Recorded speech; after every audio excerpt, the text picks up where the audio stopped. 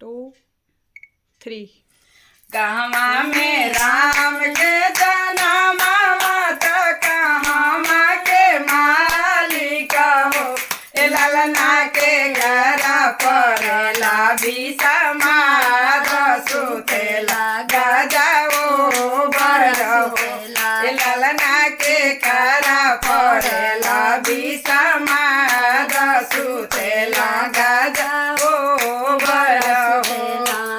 अवध में राम के जन्म अवधवे के मालिक हो। ए ललना रावण के परेला विषमा सुतेला गजाओ बर सुतेला गजाओ बर हो।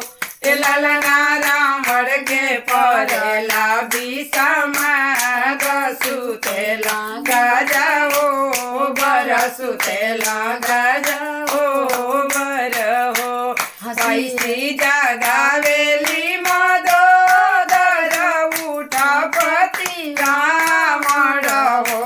ए पति कवन संकट तोरा लगल सुतेला गजाओ बर हो। गजाओ बर हो। ए पति कवन संकट तोरा लगल सुतेला गजाओ बर सुतेला गजाओ बर हो। अवध में राम जी जन्म अवधवा के मालिक हो।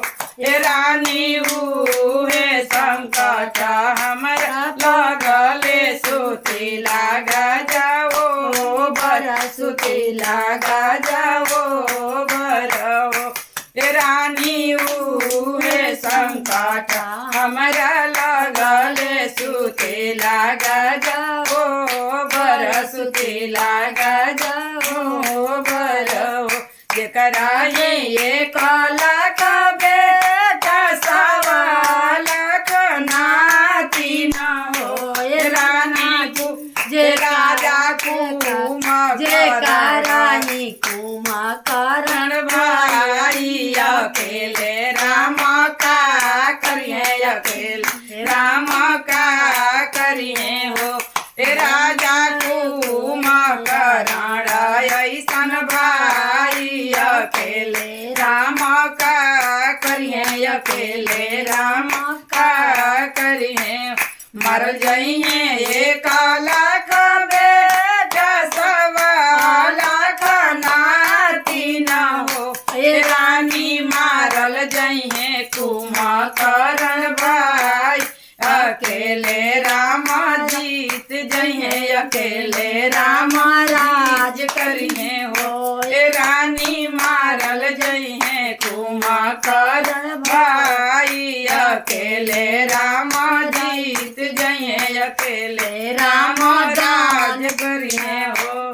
जय श्री राम। जय श्री राम।